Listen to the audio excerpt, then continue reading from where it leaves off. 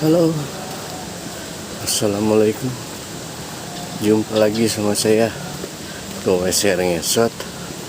Tapi hari ini kita nggak akan goes, kita jalan.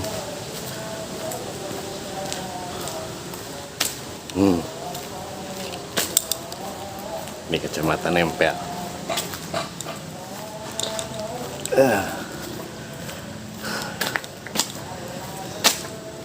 Kita nggak akan jalan jauh, jadi yang deket-deket aja dah. Mangga diikutin videonya, ditonton videonya sampai habis. Kita bakal jalan ke jalur mana. Bye.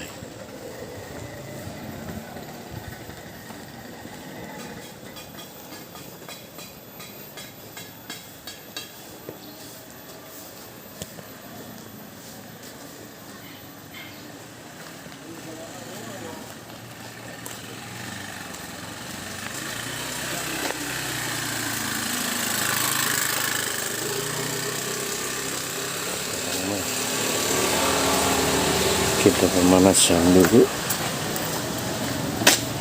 kurang lebih kita jalan 1,5 kilo.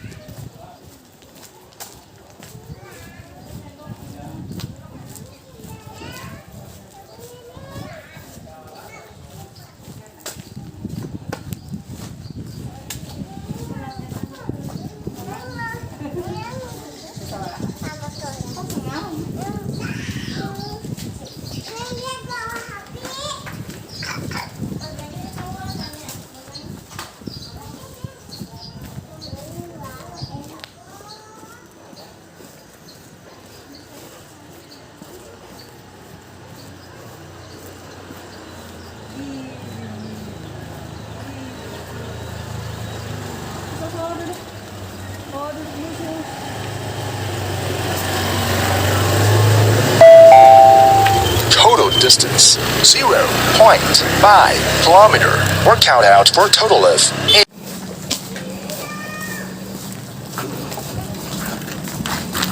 Iya, sekarang mah kita jalan dulu buat pemanasan, kurang lebih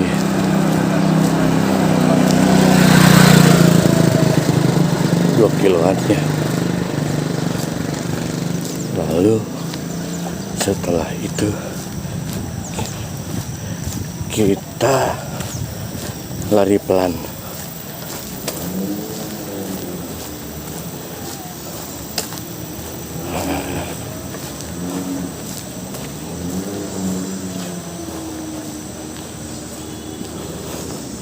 Udah lama ya nggak ngeliat video dari saya. Kenapa?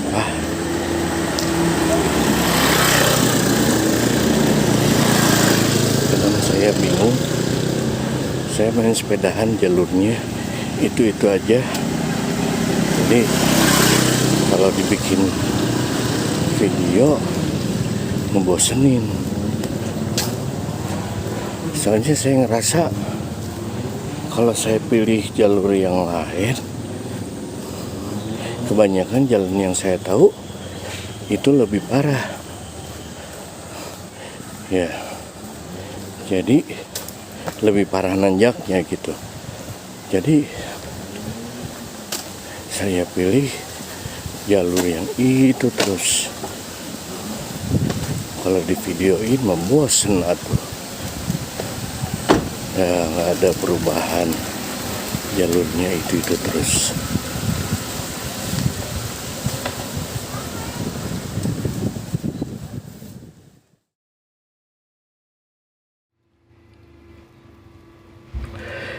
Oke, sekarang kita ngobrol-ngobrol ngalor ngidul tentang fotografi. Fotografi zaman sekarang asal jepret itu udah bisa langsung jadi, bahkan udah jadi ya. Kalau zaman dulu wah, banyak yang mesti kita kuasai. Itu makanya harga fotografi zaman dulu itu mahal. Kalau zaman sekarang gimana ya? Harga fotografinya murah, peralatannya yang mahal. Kalau dulu enggak, dimana kita mesti nguasain kamera. Ya, kita mesti ngerti aturan pakai ISO. Kalau kita asal jepret, waduh, hasil foto kita sama sekali nggak akan jadi. Ya, dimana kita mesti nguasai focusing. Kalau kita asal fokus, gurem ya hasilnya ya. Lalu diafragma, kalau kita nggak nguasain diafragma, hasil fotonya under atau over ya. Lalu kecepatan, kalau kita nggak tahu, bisa-bisa gambar kita hasilnya itu ya gurem ya, sama blur semuanya karena objek fotonya bergerak, atau kita kelebihan pakai kecepatan, kayak misalkan ya kayak mukul alat pakai bom nuklir ya.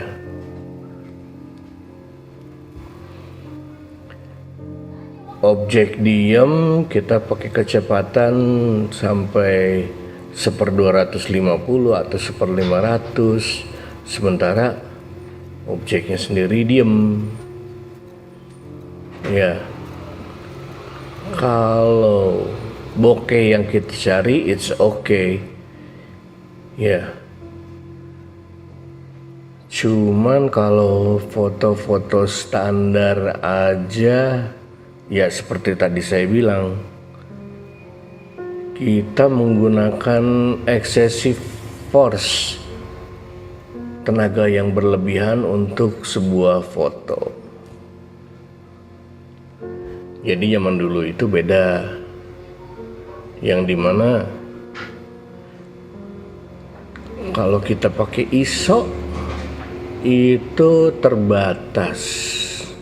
Yang ada di pasaran bebas dijual, ya sebetulnya bukan dalam artian nggak bebas sih dijual, tapi yang ada dalam pasaran itu paling hebat ISO 400, ISO 800 atau 1600.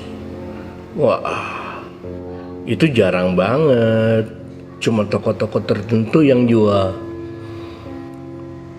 Nggak seperti sekarang kita bisa pakai ISO berapa aja, bahkan sampai ada yang 13.000, 25.000 ya. Jadi karena saya orang lama,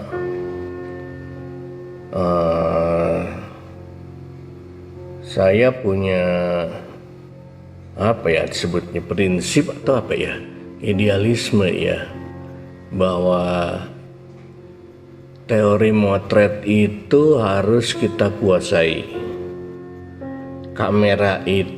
Teori kamera itu, cara penggunaan kamera harus kita kuasai. Sebab kenapa? Memang hasil foto sekarang dalam keadaan apapun pasti jadi. Cuman rasanya kok lebay gitu ya.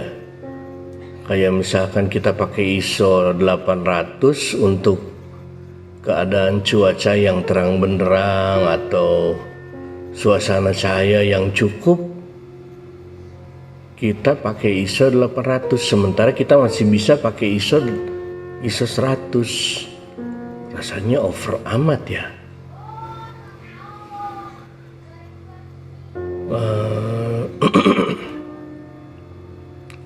Jadi di sini pentingnya kita menguasai kamera, ya, teknik foto, ya, itu kalau kata saya. Nah, sekarang saya mau berbagi pengalaman, mudah-mudahan ada gunanya.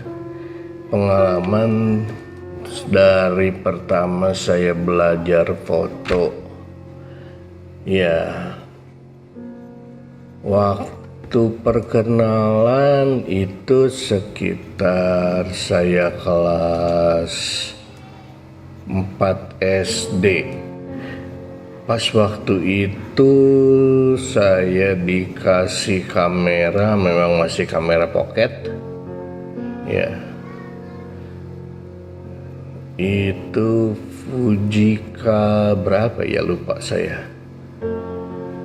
Ya, itu masih belum ada fokus, cuman ada pengaturan diafragma, ya, sama ISO. Kecepatan itu udah fix ya, sekitar 1/60. Itu pertama kali kelas keempat SD. Lalu di situ saya belum serius belajar foto, saya masih asal jepret. Ya, makanya hasil fotonya banyak yang nggak jadi, banyak yang buram. Lalu udah SMP itu sekitar tahun 85, ya. Saya dikasih lagi kamera bekas, ya. Waktu itu kamera bekas apa ya? Oh ya, saya ingat. Fujica MPF 105 tanpa X di belakangnya, itu yang X keluaran baru, ya. Saya masih Fujica MPF 105 yang dimana lensanya masih ulir. Jadi kalau kita mau ganti lensa itu sistem ulir, ya. Nah, dari situ mulai agak belajar, yang dimana saya tahu kecepatan kayak apa, saya tahu diafragma kayak apa, saya pakai ISO kayak apa, ya. Untuk keadaan seperti ini harusnya kayak apa. Sebab penggunaan ISO zaman dulu itu benar-benar terbatas. Kalau kita beli film ISO 400 itu fix ISO 400 yang kita pakai. Ya, kalau sekarang kan kita bisa ganti-ganti ISO semau kita. Ya, kalau dulu enggak. Zaman dulu ya 400 ya udah 400. 200 ya sudah 200. Kita nggak bisa ganti. Ya. Nah, dari situ saya mulai banyak belajar, cuman masih tetap ya belajarnya ala bocah ya. Saya belum terlalu serius. Ya. Sampai saya masuk SMA itu diganti sama kamera Ricoh KR 750 Super kalau nggak salah tipenya, ya.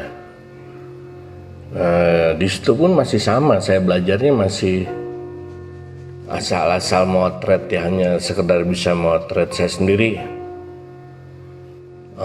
Belum terlalu mikir bokeh itu kayak gimana ya, saya belum terlalu mikir ke situ ya.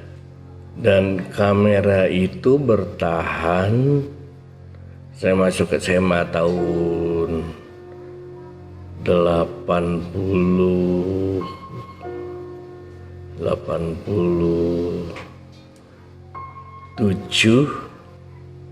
ya, bertahan kameranya sampai saya terus pakai kamera itu sampai tahun 2000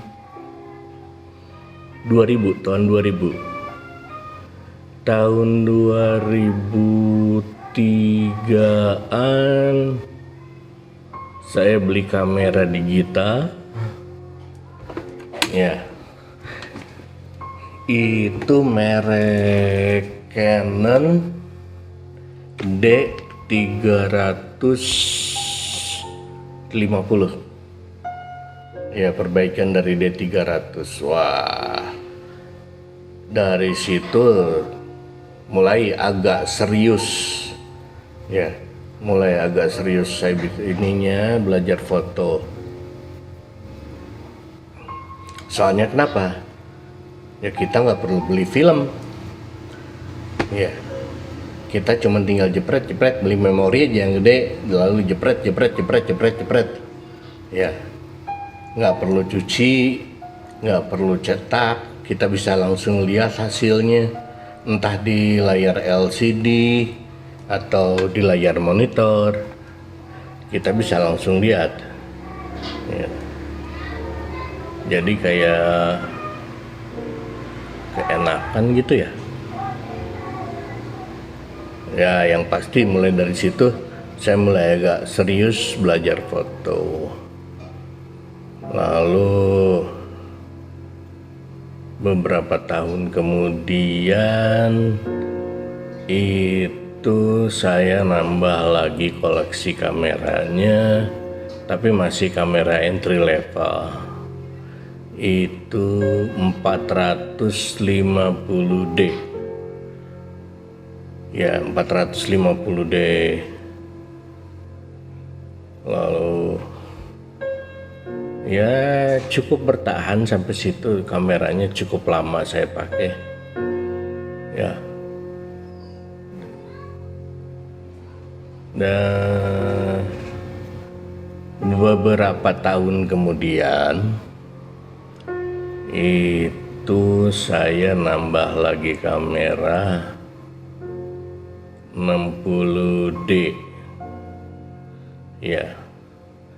Nah, di 60D ini, kamera 60D ini saya mulai belajar serius ya, bukan lebih serius atau gimana, tapi bener-bener serius saya belajar foto. Saya ngulang lagi semua teori-teori yang bisa saya dapat waktu zaman dulu ya, sama saya coba beberapa teori dari searching di internet ya. Soalnya kalau zaman dulu tukang foto itu bisa dibilang pelit ya. Waktu itu saya punya kenalan tukang foto. Saya serius pengen belajar foto waktu masih kamera analog. Saya bilang, "Kang, saya belajar foto lah, gimana motret itu?" Yang saya maksud belajar dari nol, seperti apa motret itu. Tahu gak jawabnya kayak apa? "Oh, gampang motret mah, tinggal jepret jadi." Waduh, ternyata kayak begitu ya. Suasananya beda sama zaman sekarang. Foto itu dianggap mahal dulu ya, dianggap susah. Jadi ya yang bisa motret mereka nggak akan bagi-bagi ilmu. Jangan harap kamu dibagi ilmu sama dia. Nggak seperti sekarang. Ya, yang bisa motret itu bisa seenaknya sharing. Ya, di media sosial, seperti di YouTube, di blog-blog, atau artikel-artikel di internet. Itu gampang sekali sharing. Dulu wah susah. Ya, ada majalah foto itu, wow, terbitnya iya memang sebulan sekali terbit. Cuman datang ke kota saya, waduh, susah banget nyari nyari majalah foto itu. Ya, jadi pokoknya zaman dulu itu pedih lah pokoknya. Mau belajar foto nggak kayak sekarang, pedih zaman dulu mah. Kalau sekarang mah enak. Cari literatur kita cuma tinggal cari di internet, udah banyak semuanya yang sharing. Entah itu yang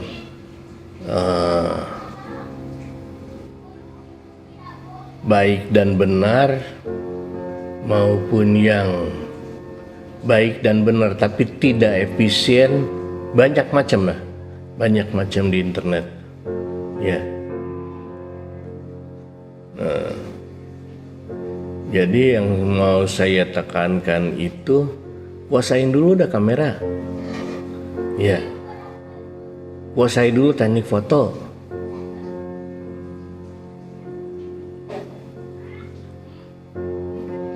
Kalau zaman dulu kita nggak nguasain teknik foto, itu sama sekali nggak akan jadi. Hasil fotonya semua di klise blank, ya, alias hitam kalau dicetak, ya. Kalau zaman sekarang kita motret under pun banyak,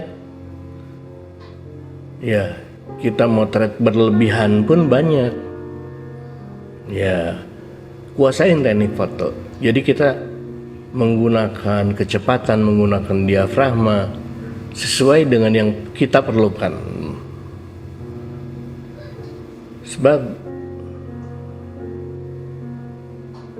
kenapa sih kita mesti nguasain teknik foto?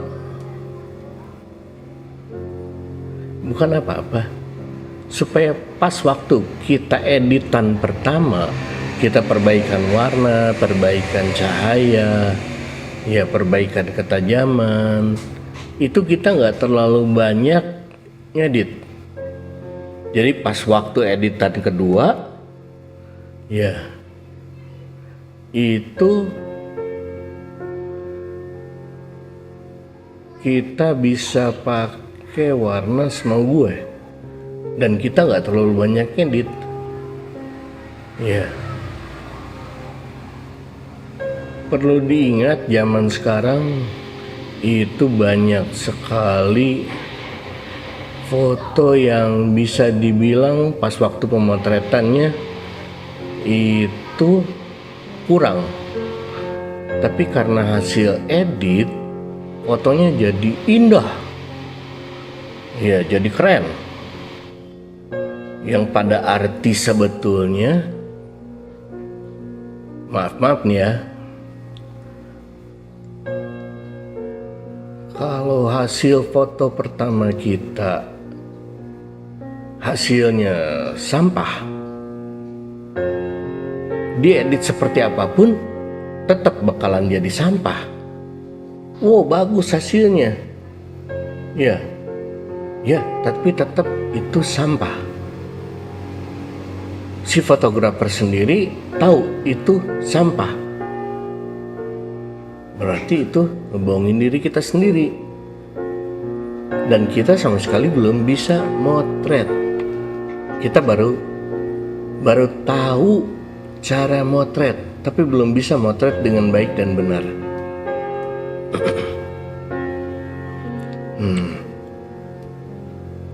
Jadi jangan sampai kita kelebihan ngedit. Ya.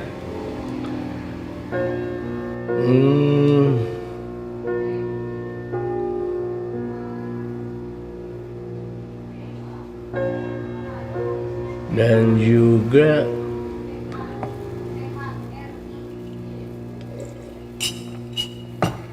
kita mesti ngilangin prinsip bahwa kamera mahal atau kamera merek tertentu hasilnya pasti bagus. Enggak, sama sekali salah itu. Ya,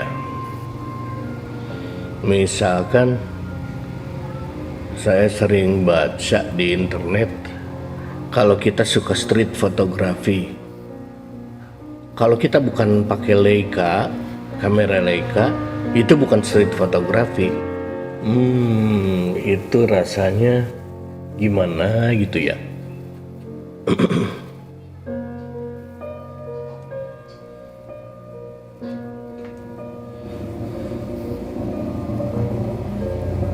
Rasanya kacau balau sekali itu. Sebab semua kamera juga bisa motret. Mulai dari merek yang harga kameranya mahal-mahal sampai kamera yang murah, itu bisa motret. Jadi tidak ada branded tertentu yang harus kita gunakan untuk genre tertentu. Enggak seperti itu. Lalu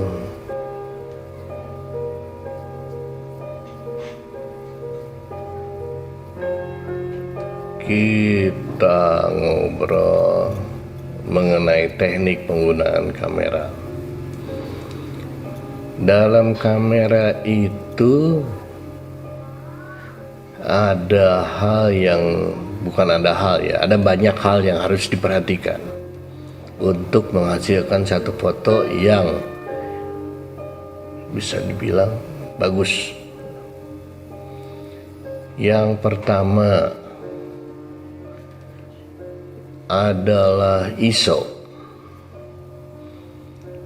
Ya, ISO itu apa sih? ISO itu adalah kepekaan sensor terhadap cahaya. Lalu sekarang diafragma.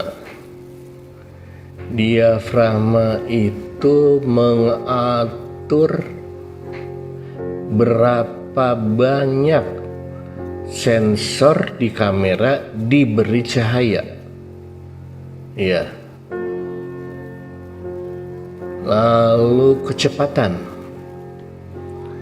Buat apa kecepatan? Kecepatan itu mengatur berapa lama sensor dalam kamera diberi cahaya. Ya. Dan semua itu saling berhubungan. Ya, itu namanya disebut dengan exposure. Ya.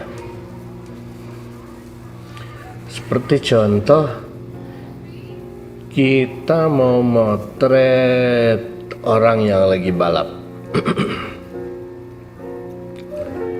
Orang yang lagi balap itu semua cepet-cepet kan. Dan tentu kecepatan kamera yang kita pakai juga harus tinggi. Di antaranya minimal 1/500 atau lebih.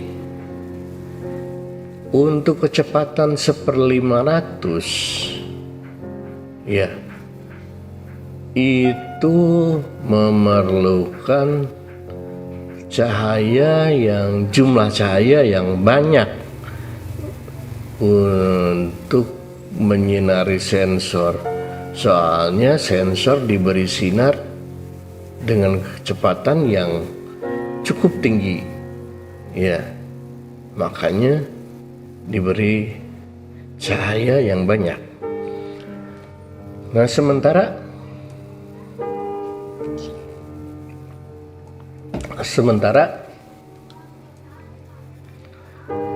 ISO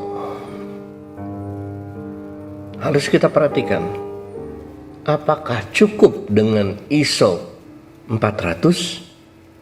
Kita lihat. Pertama, kecepatan sudah kita atur, lalu diafragma sudah kita atur. Kita lihat sekarang, apakah ISO-nya sudah cukup? Kalau ternyata belum, ya kita naikkan ISO-nya sampai cukup. Kita bisa tahu cukupnya dari mana? Kita lihat metering kamera. Ya, metering kamera itu ada -2, -1, 0, 1, 2. Ada yang -3, 2, -1, 0, 1, 2, 3. Ada yang seperti itu. Jadi kita perhatikan bahwa jarum petunjuknya itu berada di angka 0. Ya, itu berarti cahaya udah cukup semua. Kalau misalkan sudah berada di angka tersebut, ya kita tinggal jepret. Ya. Lalu kita lihat hasilnya. Apakah hasil jepretan kita itu sesuai dengan keinginan kita apa belum? Hasil fotonya memang bakal terang semua, bagus. Ya. Hanya apakah sesuai dengan keinginan kita atau enggak?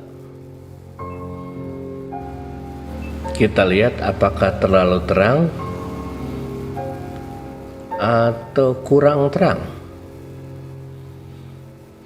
Kalau kurang terang, berarti harus ditambah diafragma atau diturunkan kecepatan. Kita lihat. Kalau kita tambah diafragma, apakah masih ada bukaan diafragma di lensa kita? Ternyata misalkan bukaan diafragmanya sampai 1,8. Udah mentok. Lalu kita lihat kecepatan misalkan 1/500. Diperkirakan kecepatan di bawah itu hasil fotonya bakalan gurem karena benda objeknya bergerak terlalu cepat. Oke. Berarti yang harus kita turunkan karena terlalu terang itu adalah ISO. ISO misalkan kita pakai 800, kita turunkan sampai ISO-nya sampai gambarnya cukup sesuai dengan keinginan kita. Dari hitungan standar, ya, kita turunkan dari 800 misalkan kita turunkan jadi 400. Berarti itu namanya kompensasi cahaya. Ya. Kompensasi cahayanya diturunkan berapa stop. Ya, dalam ISO satu stop itu seperti 100, 200, 400, 800, 1600, 3200, 64.000 dan selanjutnya kalau masih ada ya. Itu kompensasi dinaikkan ya.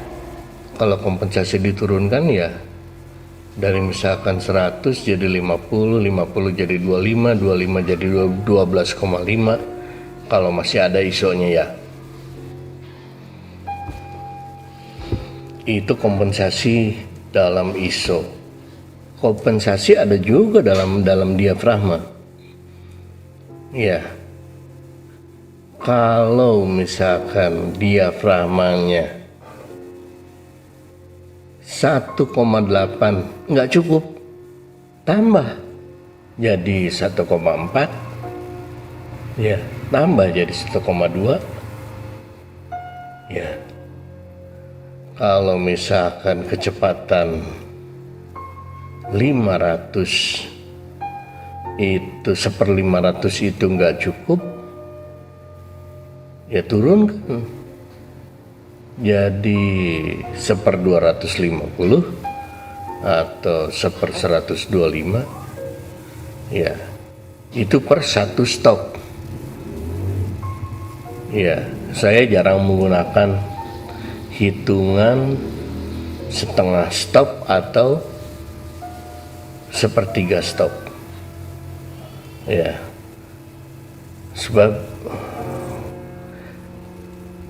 kerasa di fotonya kalau cuman kompensasi naik setengah atau turun setengah, naik sepertiga atau turun sepertiga, kerasanya itu kecil sekali ya.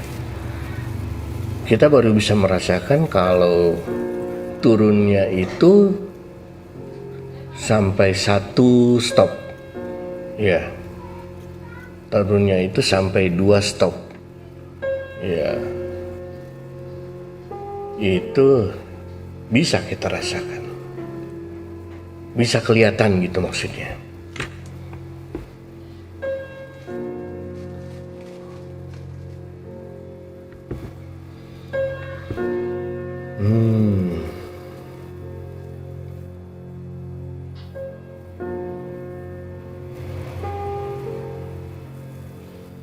Sekian dulu deh ngobrol-ngobrol kita soal foto. Ya nanti pada episode jalan yang lain atau naik sepeda yang lain saya lanjutkan. Ya. Terima kasih udah nonton video ini sampai habis. Ya, di like kalau suka dan jangan lupa di subscribe ya, lalu di share kalau merasa ini informasi yang penting ya. Sekian dan terima kasih. Wassalamualaikum warahmatullahi wabarakatuh.